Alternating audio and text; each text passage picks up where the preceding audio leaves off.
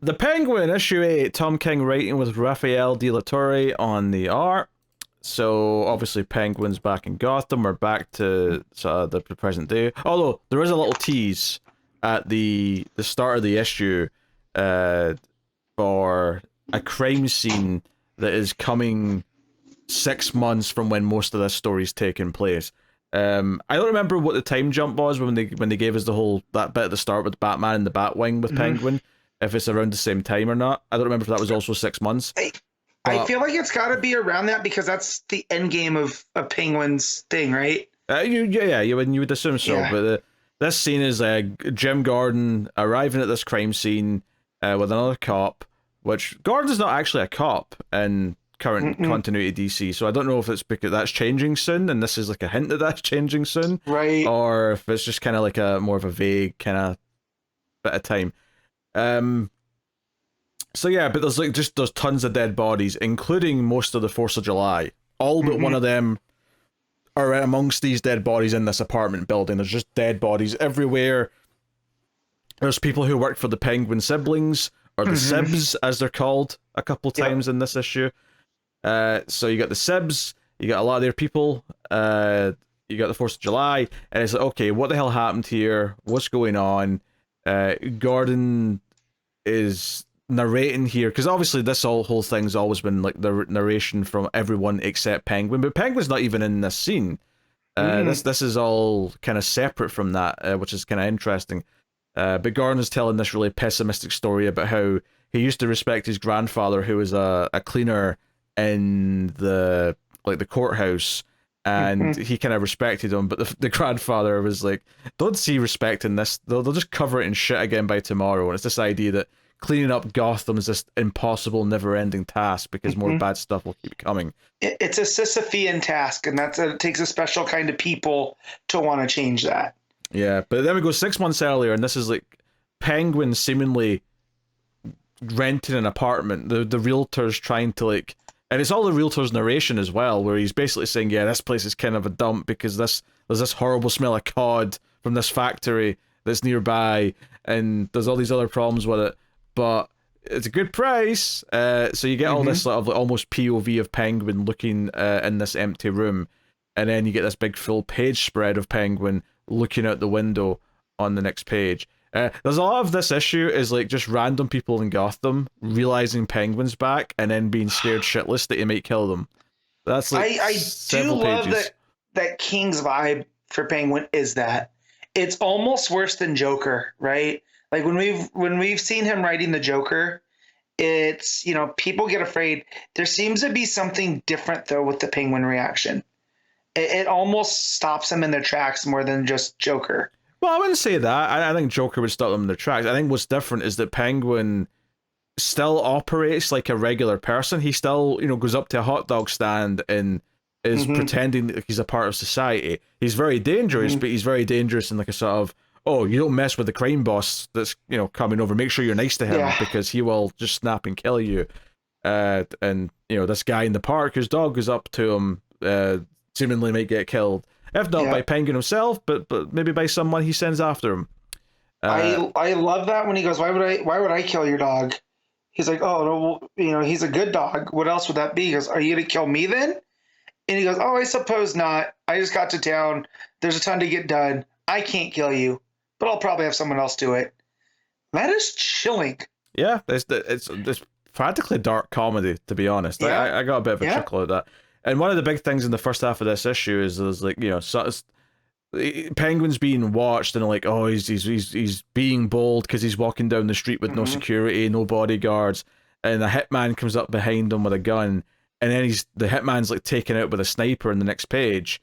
And it's like, no, he has protection. They're just keeping their distance. They're just kind of. I think later on, it's because it's the end of the issue when it's Batman's narration coming in, and he's watching Penguin. He's like, oh no, the 4th of July are all around them, but they're keeping their distance. And he's like, oh, there's 2 snipers up here, there's 2 snipers there. Like, he knows where they all are because he's Batman and he's better than these amateurs who are following them. Yeah, I love that too, because that page where that reveals is him pulling the Penguin up. Yeah. Where, out of the reach of his security. And just the way that happens, It's funny. Yeah. Yeah, because the penguin disappears into frame and the frame stays the same. So great art at work there. Yeah, and obviously there's one person Batman didn't account for, because we see, Uh-huh. at the end that the Help actually does have Batman in his sights. Like they had planned for this. Help is up on a rooftop somewhere watching the skyline. So, it's showing that, the Help might be the one extra element that might give Penguin a chance against whatever he's doing with Batman, Yeah, and there's a resentment towards Batman from the Help, right? Almost like a begrudging respect, because he says, he calls him the demon's favorite son, dead at the hands of his greatest disappointment. The old man would be furious, probably tear his goatee off. So I do like that he's like, there's that tie to Ra's, and kind of this, why is he Raz's favorite guy? What did I do so wrong? That plays off of the Help. Yeah, big scene in the middle is a Penguin meeting Riddler, and I appreciate what he did with the narration here on concept. It got a little annoying by the end, but I did appreciate this idea that all Riddler's doing in his head is saying riddles to himself that are basically bad jokes, and some of them are like really, like, I've heard some of these before. Like, these are not like super original. Some of them are popsicle. Like back in the 90s, we had these popsicles that had these like riddles and jokes on them. A lot of them are here, like, what gets wetter as it dries, right? And it's a towel. Yeah. The worst one, kind of the very worst one might be the last one, I think it is, which is, which word becomes shorter when you add 2 letters to it? Short. Yeah. I'm like, that's terrible. Which is not wrong. It's just a fact. Yeah, but it's not funny. It's not like an interesting riddle. It's just terrible. But I mean, it definitely shows King's take on Riddler is that his mind is constantly going, right? It's almost like he's, and that's kind of why he's not, Luthor or Michael Holt. It's because he almost has this obsessive compulsive thing to tell himself riddles.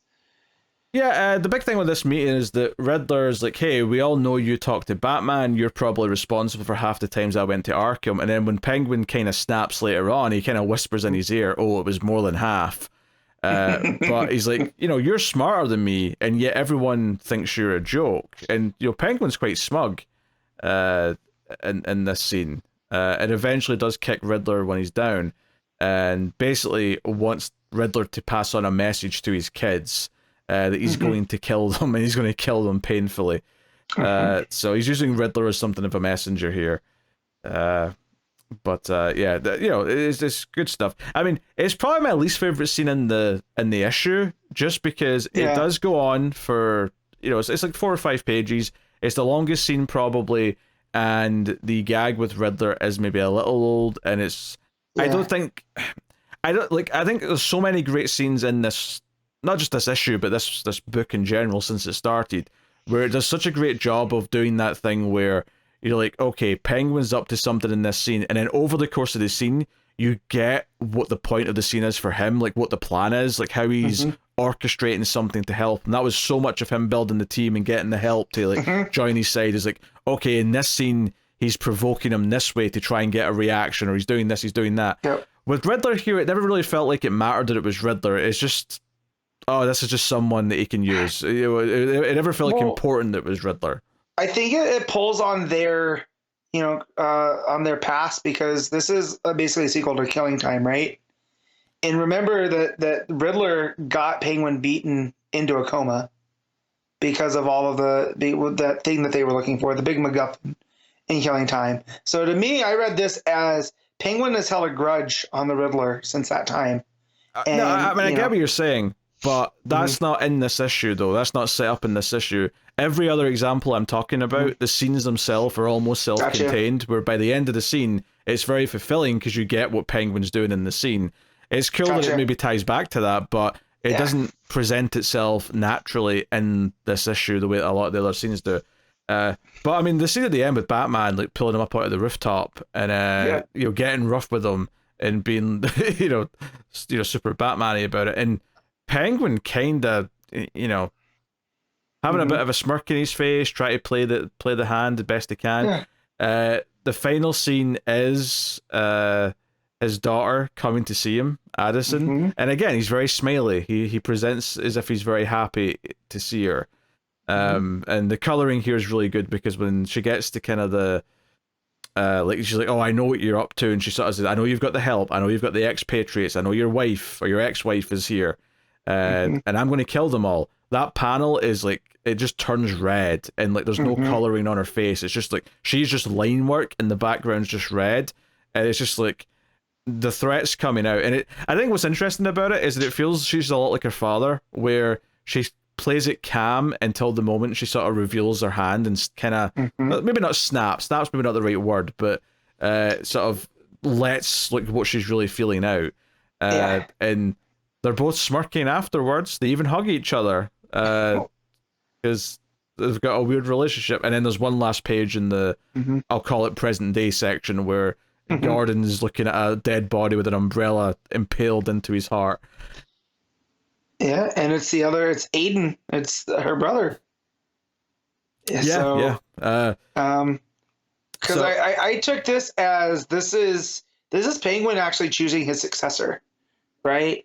Because the way that they mirror each other on this, in that page where you're talking about, it ends with the red, the way that they're drinking the water, the way that they're standing at each other, is he has found a successor. And now it's going to be what part does she play in all of this? Possibly. I would maybe argue that he'd maybe only decided that because of the threat she made. Like it's almost like he's impressed that she's making that threat. Yep. Alternatively, though, he still might try and kill both of them, and we're just getting. She just got away. Right? Yeah, because clearly whatever's happening here is not finished. Like we're seeing the aftermath of this massive gunfight where there's all these dead bodies. And there's a batarang in the door to imply that Batman did show up at some point, and then there's a hole in the wall leading to the outside. So, this might even directly link up to the Batplane stuff. The Batplane stuff might be like right after this, for all we can tell. No, I mean, I enjoyed this issue a lot. It has a lot of those the great setup that a lot of these issues have had with the narration from someone else, and it was very interesting seeing like different people in Gotham's reaction to Penguin being back. I do think the Riddler scene's a bit weaker than most of the scenes that we've typically had in this book, but still enjoyable enough and still advancing things. And the scene with Batman's really good. Like the way I think it's so good is that it sets it up earlier because we see someone else like tailing him and thinking, oh, no one's even like protecting him. He's completely clear for the picking. But of course, he was always protected. And then later you do the exact same thing with Batman, but Batman's like, no, he's got two snipers here. He's got two snipers there. That is really good setup and payoff because it means a lot when Batman does that because you already saw someone else try to do it and fail miserably. So that's just smart writing. Then I love their discussion on the roof too, where Batman is trying to. Bruce is going off of old, like how they used to be, right? But with the way the last arc, well, that little mini arc, the 2 issues, the flashbacks, how that ended was it's almost like Penguin had figured out who Batman is because of who paid for the bar and whatnot. And so when they get up here, it's almost like the dynamics have changed. And so when Batman tells him, I'm here to talk about the Riddler beaten half to death in an uptown restaurant. And Penguin goes back and he goes, oh, you mean that how he fell in his chair and I tripped over him? Right? And it's almost like a Penguin gets to do whatever Penguin wants, even to Batman. And so I like how that dynamics has changed. And it's not just because he has the sniper on him, right? I feel like Penguin has this piece of knowledge that he's kept to himself to use when the time is right. I kind of like the idea of Penguin playing that card at some point and saying, I know who you are, Bruce. And then, like, as if that's going to stop him, and then Batman just grabs his arm and breaks it. like, I don't care. I'm still going to beat the shit out of you. Yeah. But I do love that he feels like he has the trump card and he's got a swagger. And in the art there, just the smile on his face. He goes, it's the panel that ends with him saying, and not on my own. It is like just as the self-satisfied smirk that you're just like, if I'm Batman, I'm definitely caving his nose in, Yeah. So, but yeah, it's just fantastic stuff all the way through. Yeah. It's just interesting as well to have Batman, but like sort of now here as a sort of prominent character, because he's been kind of absent because we've been doing most like outside the city with Penguin, like building these forces up. So no, super interesting. Like you say, Penguin thinks he has a massive like advantage with maybe knowing the secret, and I suspect it's maybe not quite as powerful as he thinks it's going to be. Because you know, Batman, well, obviously he wants to keep the secret identity. Yeah. I get the impression that if push ever came to shove, he would completely sacrifice the Bruce Wayne persona if he had to, because he cares more about the mission.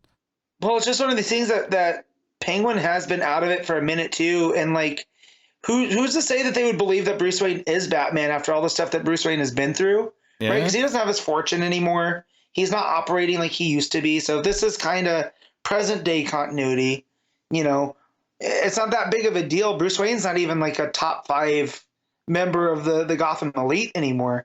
You know, so it might have held bigger sway before, and that could also show how how he's lost a step in all of this as well, because he held on to that one piece of information almost too long. But yeah, it's King is really good at having us get inside Penguin's head by not letting us in there. Yeah, you know. Yeah.